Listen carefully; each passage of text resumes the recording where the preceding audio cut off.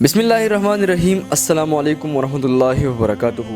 ناظرین محترم، جوانی کا دورانیہ اگرچہ زیادہ نہیں ہوتا، لیکن آدمی اس مختصر سی مدت میں بہت کچھ کر گزرتا ہے یا کر سکتا ہے، لیکن جوانی کے گزر جانے کے بعد اعصاب اور دماغی صلاحیتیں ڈلتی چلی جاتی ہیں۔ یہ بھی حقیقت ہے کہ آدمی بہت کچھ کر گزرنے کی خواہش رکھتے ہوئے بھی کچھ کام ایسے ہوتے ہیں جنہیں وہ نہیں کر پاتا۔ اس کی اپنی جمع پونجی اس کی اپنی نہیں رہتی، اس کا تجربہ کمزور حافظے کے منہ میں جا کر خود کے نشانات بھی تلاش کر نہیں پاتا۔ میں اپنی غلطی اب بھی تسلیم نہیں کرنا چاہتی، کیونکہ غلطی تسلیم کر کے میرا ضمیر مجھے سکھ کا سانس نہیں لینے دے گا۔ باری عمر تو میرے ضمیر نے نیند کی گولیاں کھائی رکھی ہے، آج نہ جانے کیوں جاگ اٹھا ہے۔ زندگی جب بھرپور ہوتی ہے تو اس وقت تمیز و امتیاز کے دروازے بند رہتے ہیں، کوئی دستک کانوں تک نہیں آ پاتی۔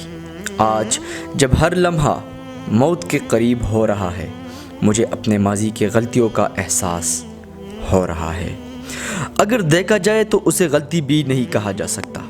کرم دین کے گھر میں معاشی طور پر آسودہ نہ تھی، 2 وقت کی روٹی بمشکل ملتی تھی۔ روٹی ہے تو سالن نہیں، کپڑے ہے تو جوتے نہیں، گھر میں کچھ بھی تو مکمل نہیں تھا، جو تھا ادھورا اور نامکمل تھا۔ ہماری شخصیت بھی ادھوری تھی، بات بات پر ہم دونوں بحث اور تکرار پر اتر آتے۔ دور کے سفر پر جانے کے لیے ہمارے جیب میں کرایہ تک نہ ہوتا تھا، زندگی کے بیشتر لمحے ادھار پر چلتے تھے۔ اس میں کرم دین کا بھی کوئی قصور نہ تھا، جو صبح سویرے اٹھ کر مزدوری پر چلا جاتا تھا، دہاڑی میں سے بہت کم رقم اپنی ذات پر خرچ کرتا تھا، باقی سب میری ہتھیلی پر رکھ دیا کرتا تھا۔ میں اسے اپنے ماں باپ کا قصور بھی نہیں سمجھتی، ان کا بیٹا اپنی بیوی کو لے کر الگ ہو گیا تھا۔ اب میرے والدین کافی بوڑھے ہو چکے تھے، میں کرم دین کی کمائی کا آدھا یا اس سے زیادہ ان پر خرچ کر دیتی تھی، اور گھر میں جو بھی کچھ ہوتا تھا کبھی کبھار اس میں سے بھی بھجوا دیتی، لیکن کرم دین نے کبھی حساب نہیں مانگا تھا۔ ایک روز جب کرم دین کام سے لوٹا تو پسینے میں ڈوبا ہوا تھا، اس کے چہرے پر پریشانی کی لکیریں گہری تھی۔ ہاتھ منہ دھو کر بیٹھا تو میں نے پریشانی کی وجہ دریافت کرنے کے بجائے 2 روپے کم دینے پر بحث شروع کر دی۔ اس نے بھی ابھی 2-4 لقموں سے زیادہ نہیں کھائے ہوں گے کہ اس کا چہرہ غم سے اور غصے سے سرخ ہو گیا۔ اس نے آگے پڑا کانا زمین پر پٹک دیا۔ اس بات پر ہمارے تکرار میں اضافہ ہو گیا۔ مجھے غصہ آ گیا، میں بولی اگر خرچہ پورا نہیں کر سکتے تو شادی کیوں کرائی تھی؟ اس نے میرے تیور دیکھتے ہوئے کہا، گزارا کرنا ہے تو روکی سوکی پر بھی ہو سکتا ہے۔ میں نے کہا، گزارا ہی تو کر رہی ہوں، کون سا کوفتے اور پلاؤ کھانے کو دیتے ہو؟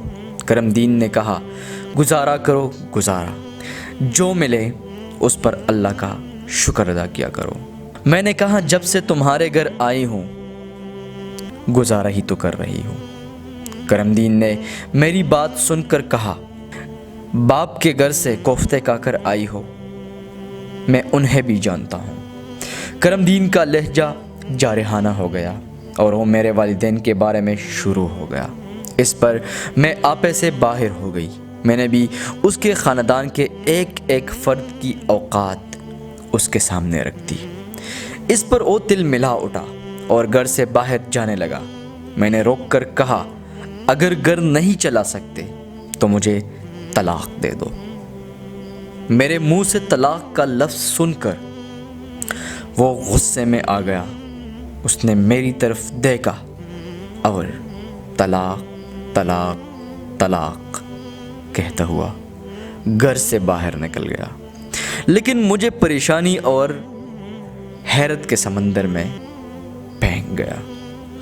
میں سوچ بھی نہیں سکتی تھی کہ کرم دین جیسا معذور شکل کا شخص اس سطح پر بھی اتر آئے گا۔ میں اس سے بڑھ کر بھی 100 بار اس کی بے عزتی کر چکی تھی، لیکن وہ اس سطح تک کبھی نہیں آیا تھا، بلکہ معذرت خواہی پر اتر آتا تھا۔ یہ سب میری توقع کے بالکل برعکس ہو گیا تھا۔ وہ رات دیر گئے واپس لوٹا، کچھ کہے بغیر اپنے بستر پر لیٹ گیا۔ دونوں جانب چپ کا روزہ تھا۔ آخر صبح ہوتے ہی میں نے پہل کی، کرم دین بہت بڑی غلطی ہو گئی ہے۔ میرے منہ سے لفظ طلاق نکل گیا، تم ہی چپ رہتے۔ اب کیا کرے؟ مولوی صاحب سے پوچھنا پڑے گا۔ کرم دین اتنا کہہ کر ہمارے محلے کی مولوی صاحب کے پاس گئے اور تمام معاملہ کہہ سنایا۔ مولوی صاحب سے یہ درخواست بھی کر دی کہ آج میری بیوی کو ایک رات کے لیے رکھ لے۔ پریشانی کے عالم میں مجھے دیکھ کر مولوی صاحب یہ قربانی کے لیے تیار ہو گئے۔ حلالہ کے بعد مولوی صاحب اپنے ساتھ مجھے لے گئے۔ ان کے ہاں کھانے کا سامان کافی مقدار میں تھا۔ گھر میں ضرورت کی ہر شے تھی۔ ایک دیندار شخص کے گھر عیش و عشرت کا اتنا سارا سامان میں سوچ بھی نہیں سکتی تھی۔ اور رات بڑی آسودہ گزری۔ اگلی صبح کرم دین آیا اور اس نے مولوی صاحب سے طلاق دینے کے لیے کہا۔ مولوی صاحب نے جواباً کہا، تم خود پوچھ لو، اگر طلاق لینا چاہتی ہے تو میں ابھی دے دوں۔ اتنی جنسی اور پیٹ کی آسودگی کے بعد مولوی صاحب کو طلاق دینے کا کہنا کلی حماقت تھی۔ کرم دین اب میرے لیے غیر محرم تھا اور میں ایک باشرہ شخص کی بیوی تھی، اس لیے جب کرم دین آیا تو میں نے اس سے پردہ کیا۔ کرم دین وہاں سے چلا گیا اور میں نے مولوی صاحب کے ساتھ زندگی گزارنے کا فیصلہ کر لیا۔ اس حقیقت سے انکار نہیں کرتی کہ مولوی صاحب کے گھر میں مجھے اور میری ضروریات کی ہر شے موجود تھی، اور میرے ہوتے ہوئے مولوی صاحب کو کسی دوسرے حلالے کی جرت نہیں ہوئی۔ ہاں چوری چھپے کچھ کر گزرے ہو تو یہ الگ بات ہے۔ ہمارے ہاں مانگے کا رزق آتا ہے، مولوی صاحب مانگ لیتے ہیں، کوئی برائی نہیں سمجھتے۔ انہوں نے ایک درس بھی کھول رکھا ہے۔ چھوٹے بچے درس کے لیے چندہ لینے پھرتے رہتے ہیں، اچھا خاصا چندہ بٹور لیتے ہیں۔ مولوی صاحب ہمیشہ انتظار میں رہتے ہیں کہ کب طلاق مانگتی ہوں، مگر میں پاگل تو نہیں تھی، میں نے طلاق کی نوبت ہی نہ آنے دی۔ لیکن آج جب بڑھاپے نے ہوش غارت کر دی ہے تو سوچتی ہوں کہ کرم دین کی پسینہ میں رزق کمائی میں بے حد مزہ تھا۔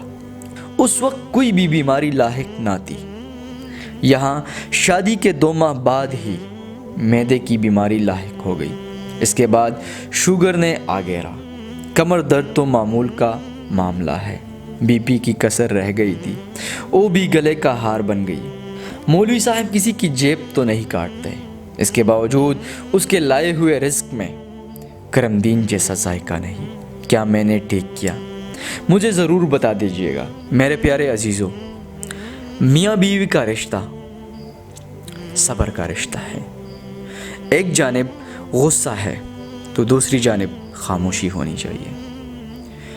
لیکن یاد رکھیں، کبھی بھی طلاق کا نام جھگڑے لڑائی کے وقت نہیں لینا چاہیے۔ اپنے بچوں کے بارے میں سوچنا چاہیے تاکہ ہمارے بچوں، ہمارا اپنا مستقبل محفوظ رہے۔ اپنے اور اپنے عزیز و اقارب کا خیال رکھ لیجئے گا۔ اللہ نگہبان۔